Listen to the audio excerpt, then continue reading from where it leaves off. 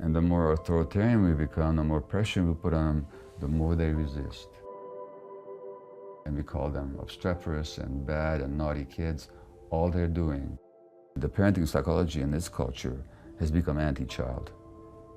So if we want to discipline kids, we actually have to make them our disciples. And the disciple is not somebody who's afraid of you. The disciple is somebody who loves you and wants to belong to you and follow you. That anything that you do that undermines the relationship with the child will actually undermine the child's development because it makes the child insecure. And most psychologists and parenting experts will tell you, time out. In other words, what they're telling you is withdraw the relationship from the child as a way of threatening the child. But what have you taught her?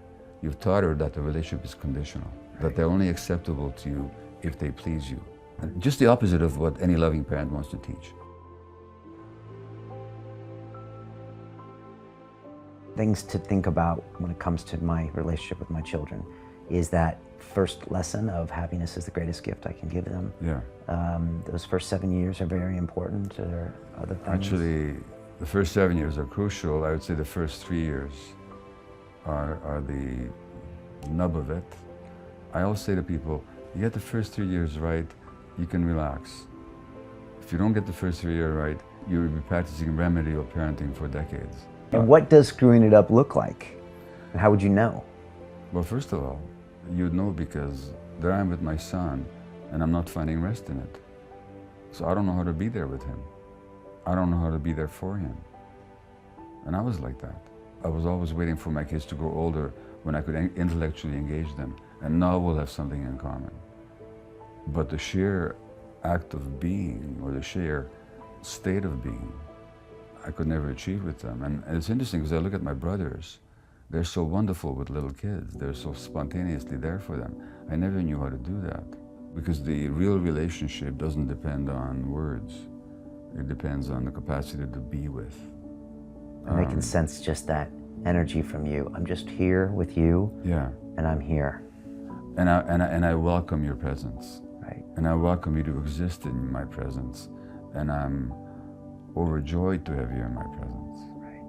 That's what the child needs from the parent. And that's communicated with body language and everything. And to the energy that you exude. And they can feel it. They can absolutely feel it. Wow. They can't name it, but they can feel it.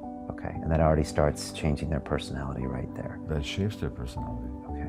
And they always say that mothers form a different bond than fathers. Is that just another way, an anachronism? Mothers form a different bond, but only because mothers are present with their kids. Whereas the fathers tend to visit the kids. I mean, you know, the father goes to work typically and then visits at home for a couple of hours and then takes off again next morning. Those fathers who stay home with their kids, they learn how to mother their kids. So it's not a gender issue, it's a relational issue.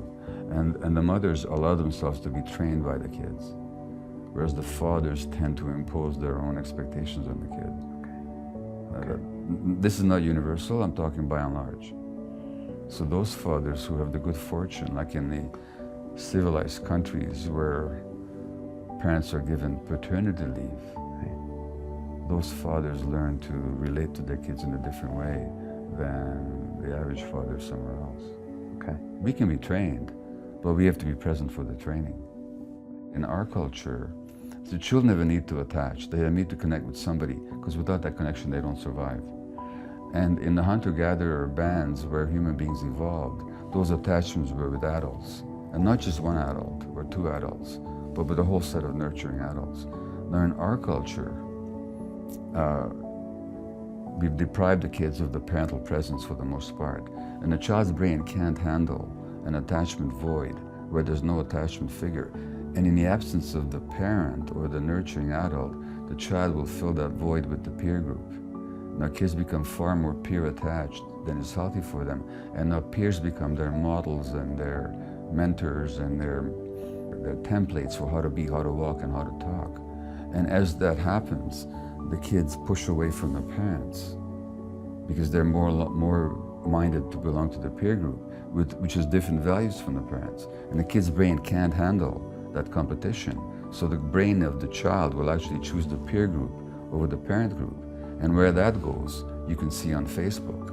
And you can see it in the teenage gangs. And you can see it in the increasing frustration of parents who've lost the power to parent, because parents think that their power to parent comes from the fact that they have the responsibility and the strength and the wisdom. It doesn't come from that. The power to parent comes from the desire of the child to belong to you. When the child is driven to belong to the peer group, because we've taken him out of his natural context, we lose the power to parent. What do we do then? We ratchet up the pressure, we become more authoritarian. We lose the authority, so we become authoritarian. And the more authoritarian we become, the more pressure we put on them, the more they resist. And now we label them with oppositional defiant disorder, and we call them obstreperous and bad and naughty kids. All they're doing is acting out their attachment dynamics. So if we want to discipline kids, we actually have to make them our disciples. And the disciple is not somebody who's afraid of you. The disciple is somebody who loves you and wants to belong to you and follow you. So discipline is the very opposite of punishment. First of all, you realize that the most important template, in fact, the essential template for the emotional development of the child, as well as for the brain's healthy physiological development, is a nurturing relationship with a mutually responsive adult. That is the template for physiological brain development and healthy psychological development. That means that anything that you do that undermines the relationship with the child will actually undermine the child's development, because it makes the child insecure, and kids in state of insecurity are in defensive flight or fight mode, in which mode they don't learn anything. They just are defending. And so that every time I use the relationship against the child, so I have a 2-year-old who's angry, and most psychologists and parenting experts will tell you, time out. In other words, what they're telling you is withdraw the relationship from the child as a way of threatening the child. And that threat will make the child comply with you. Well, the child may temporarily comply with you, but what have you taught her?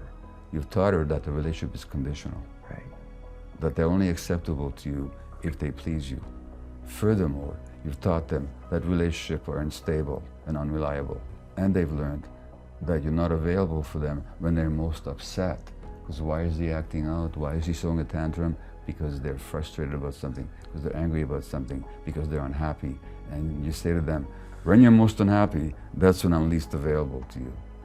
And this is how parents are taught to parent. Furthermore, parents are taught not to pick up their kids when they're crying. Let them sleep it out. Just utterly noxious. Yeah. Because the child who you don't pick up, right, what lesson do they get? Their emotions don't matter. That's the lesson they get. Right. Just the opposite of what any loving parent wants to teach.